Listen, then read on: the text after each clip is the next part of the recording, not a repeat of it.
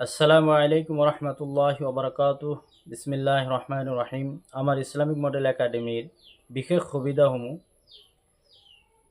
এক নম্বৰ হৈছে এইখন শিক্ষা অনুষ্ঠানত শিক্ষাৰ্থীসকলক একেলগে হাফিজি আৰু প্ৰাক প্ৰাথমিক আৰু প্ৰথম শ্ৰেণীৰ পৰা অষ্টম শ্ৰেণীলৈকে পাঠদান দিয়া হয়। বৰ্তমানে অষ্টম শ্ৰেণীলৈকে আছে, ভৱিষ্যতে আমাৰ হাই ছেকেণ্ডাৰীলৈকে আশা আছে। 2 নম্বৰ, ছাত্ৰৰ বাবে ছাত্ৰবাস হোষ্টেলৰ ব্যৱস্থা আছে। 3 নম্বৰ, ছাত্ৰবাসত থকাৰ বাবে প্ৰায় বৰ্তমানে 50-55টা বেডৰ ব্যৱস্থা কৰা হৈছে।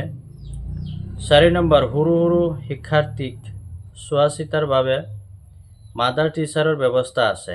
এতে লেখা আছে মাদাৰ টিচাৰ, কিন্তু আমাৰ চোৱা চিতাৰ বাবে পুৰুষ খাদিমৰ ব্যৱস্থা আছে। 5 নম্বৰ, গোটেই বিদ্যালয়খন CCTV কেমেৰাৰ আওতাত আছে। বৰ্তমানে আমাৰ CCTVটো নাই, কিন্তু অতি সোনকালে আমি 2-3 মাহৰ ভিতৰতেই এই CCTVৰ ব্যৱস্থাটো কৰিম ইনশাআল্লাহ। 6 নম্বৰ, বিদ্যালয়খনৰ চাৰিওফালে থকা চৌহদৰ ভিতৰত শিক্ষাৰ্থীৰ বাবে খেলপথাৰ আৰু বিভিন্ন ধৰণৰ খেলৰ সামগ্ৰী আছে। খেলপথাৰটো নাই, সৰু এখন আমি য'ত ভলীবল বা ক্ৰিকেট বল খেলোঁ, কিন্তু সামগ্ৰীখিনি ক্ৰিকেট বল, ভলীবল, ফুটবল এই খেলৰ কিছুমান সামগ্ৰী আমাৰ একাডেমিৰ তৰফৰ পৰা ব্যৱস্থা কৰা হৈছে। 7 নম্বৰ, মৌলিক কম্পিউটাৰ শিক্ষাৰ ব্যৱস্থা আছে। বৰ্তমানে নাই, কিন্তু ইয়াতে লিখা আছে আমি কম্পিউটাৰৰ ব্যৱস্থাটো অহা বছৰ ইনশাআল্লাহ কৰিম বুলি আশা ৰাখিছোঁ। 8 নম্বৰ সুবিধাটো হ'ল যে ইংৰাজী আৰু উৰ্দু ভাষা শিক্ষাৰ উন্নত ব্যৱস্থা আছে। আমাৰ নিশ্চয় আপোনালোকে যদি আমাৰ এই চেনেল ইছলামিক মডেল একাডেমি চেনেলখন যদি আপোনালোকে পাইছে, ইউটিউব চেনেল, ইয়াত সৰু সৰু ল'ৰা য'ত ইংৰাজী ভাষাত ইন্ট্ৰডিউচ, পৰিচয়, বহুতো কিবা কিবি ইংৰাজী যিটো স্পকেন ইংলিছ শিক্ষাৰ ব্যৱস্থা, আমি মাজে সময়ে ইংৰাজী স্পকেন ইংলিছৰ ব্যৱস্থা কৰোঁ। আমাৰ দীৰ্ঘ আশা আছে যে আমাৰ ইছলামিক মডেল একাডেমিত যদি কোনোবাই যিকোনো ছাত্ৰ 4-5 বছৰ পঢ়াৰ পিছত আমি হাফিজ হোৱাৰ পিছতো আমি 1-2 মাহৰ ভিতৰত স্পকেন ইংলিছ কোৰ্চটো কমপ্লিট কৰি দিম বুলি আশা ৰাখিছোঁ। আশা আছে, আমাৰ দীৰ্ঘ বিশ্বাসো আছে যে আমাৰ যিখন বিদ্যালয় ইছলামিক মডেল একাডেমি, সৰু সৰু ল'ৰাক আমাৰ ইংৰাজী যিটো ভাষা শিকোৱাৰ ব্যৱস্থা মই নিজেই কৰোঁ, বাকী টিচাৰো আছে, তো নিশ্চয় ইংৰাজী ভাষা ক'ব পাৰিব। কিন্তু 1-2 বছৰত নহয়, 4-5 বছৰ যদি পঢ়ে তেতিয়াহ'লে। 9 নম্বৰ, উপযুক্ত প্ৰশিক্ষকৰ দ্বাৰা শৰীৰ চৰ্চা ফিজিকেল এক্সাৰচাইজৰ ব্যৱস্থা আছে। ফিজিকেল এক্সাৰচাইজ মাজে সময়ে কৰোৱা হয়, কিন্তু বিশেষ এনেকুৱা ডেইলি ৰুটিন হিচাপে কৰোৱা নহয়। 10 নম্বৰ, 24 ঘণ্টা বিজুলী জেনেৰেটৰৰ ব্যৱস্থা আছে। জেনেৰেটৰ নাই, ইনভাৰ্টাৰৰ ব্যৱস্থা আছে। 11 নম্বৰ, প্ৰতি মাহত শিক্ষক আৰু ছাত্ৰৰ বাবে বিনামূলীয়া স্বাস্থ্য পৰীক্ষাৰ ব্যৱস্থা আছে। তো স্বাস্থ্য পৰীক্ষা প্ৰতি মাহে নহয়, কিন্তু মাজে সময়ে বছৰত 1-2 বাৰ হয়। এনে বাকী সময়ত ডক্টৰৰ পৰামৰ্শ লৈ আমি কিছুমান বুদ্ধি পৰামৰ্শ ছাত্ৰক বা কেনেকৈ সুস্বাস্থ্য আৰু পানী চানী খোৱা লোৱাৰ বিভিন্ন ধৰণৰ আমি আলাপ আলোচনা কৰি শিক্ষা অনুষ্ঠানখন চলাই আছোঁ। 12 নম্বৰ, শিক্ষাৰ্থীৰ লগতে ফোনত বাৰ্তালাপৰ বাবে যোগাযোগৰ ব্যৱস্থা আছে। ফোন কৰাই দিয়া হয় প্ৰতি বৃহস্পতিবাৰে ইশাৰ নামাজৰ পিছত ছাত্ৰসকলক আমি ঘৰত ফোনত কথা পতাই দিওঁ, আৰু এইটো ডেইলি বৃহস্পতিবাৰে এই যোগাযোগৰ ব্যৱস্থা আছে, ফোন কৰাই দিয়া হয়। 13 নম্বৰ, অভিভাৱকে ছাত্ৰ বাসত থকা নিজ সন্তান শিক্ষাৰ্থীৰ লগত প্ৰতি মাহৰ শেষ শুক্ৰবাৰে লগ ধৰাৰ সুবিধা পাব।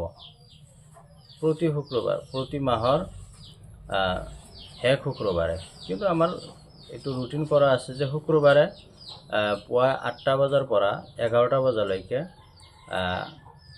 আপোনালোকে ডেইলি শুক্ৰবাৰে পুৱা 8টা বজাৰ পৰা 11টালৈকে মানে লগ ধৰাৰ সুবিধা ব্যৱস্থা আছে। 14 নম্বৰ, ছাত্ৰাবাসত থকা ছাত্ৰৰ কাপোৰ খানি পৰিষ্কাৰ কৰাৰ বাবে বিদ্যালয়ত ধুবনিৰ ব্যৱস্থা আছে। কাপড় ধুই চুই দিয়া হয় সপ্তাহত 2 দিন। 15 নম্বৰ, ইংৰাজী কথোপকথন আৰু প্ৰেক্টিকেল ক্লাছ কৰা হয়। ইংৰাজী কথোপকথন ফিজিক্যাল যেটো মানে প্ৰেক্টিকেল ক্লাছ এটো মাজে সময়ে কৰা হয়। 16 নম্বৰ, 3 বছৰত হাফিজ সম্পূৰ্ণ কৰাৰ হয়। তো আশা কৰোঁ আমাৰ এই ইসলামিক মডেল একাডেমিৰ 2.5 বছৰতে এখন ছাত্ৰই সম্পূৰ্ণ কোৰআন মুখস্থ কৰিছে। এইটো আমাৰ বাবে গৌৰৱ আৰু আল্লাহ সুবহানাহু ওয়া তাআলাৰ আমাৰ ওপৰত লাখো কৰম ও মেহৰবানীত 2.5 বছৰত যেটো আমাৰ উদ্দেশ্য লক্ষ্য আছিল যে 3 বছৰত হাফিজ সম্পূৰ্ণ, তো আমি আৰ 2.5 বছৰতে হাফিজ সম্পূৰ্ণ হৈছে। 17 নম্বৰ, ছাত্ৰ ছাত্ৰীৰ যাতায়াতৰ সুব্যৱস্থা আছে। 19 নম্বৰ, আধুনিক আৰু উন্নত মানৰ শিক্ষাদান দিয়া হয়। বৰ্তমানৰ যেটো শিক্ষাৰ মানে জৰুৰত সেই শিক্ষাখন আমাৰ এই একাডেমিত দিয়া হয়। 19 নম্বৰ, 20 নম্বৰ, বছৰত অত্যন্ত এবাৰ শিক্ষক শিক্ষয়িত্ৰীয়ে ছাত্ৰ ছাত্ৰীৰ ঘৰলৈ গৈ ঘৰুৱা পৰিৱেশ, পঢ়াৰ সা সুবিধা আদিৰ বুজ ল'ব। আমাৰ এই একাডেমিৰ এইটো ব্যৱস্থা আছে। মাজে বছৰত 2বাৰ ছাত্ৰ ছাত্ৰীসকলৰ ঘৰত যাই পেলাই আমি ঘৰুৱা পৰিৱেশ, পঢ়াৰ শুনাৰ সুব্যৱস্থা আছে নে নাই, কি ধৰণৰ আমি বুজলো। 21 নম্বৰ, প্ৰতি বছৰে এবাৰ হলেও শৈক্ষিক উদ্দেশ্যৰে উপযুক্ত বয়সত ছাত্ৰ ছাত্ৰীকে ৰাজ্যৰ বুৰঞ্জী প্ৰতিষ্ঠা ঠাইবোৰ আৰু সুন্দৰ দৃশ্যৰে ভৰা ঠাইবোৰৰ ভ্ৰমণ কৰাৰ ব্যৱস্থা থাকিব। আমি শিক্ষামূলক ভ্ৰমণত লৈ যাওঁ বছৰে এবাৰ। 22 নম্বৰ, বিশুদ্ধ খোৱা পানীৰ ব্যৱস্থাও আছে। 23 নম্বৰ, দক্ষতা বিকাশৰ বাবে অতিৰিক্ত পাঠদান দিয়া হয়। 24 নম্বৰ, হাফিজ অথবা মৌলানা অভিভাৱকৰ বাবে বিশেষ ৰেহাই দিয়া হয়। 25 নম্বৰ, আমাৰ একাডেমিত তনজিম মাদাৰিছে কৌমিয়াৰ পাঠ্যক্ৰম অনুসৰি পাঠদান দিয়া হয়।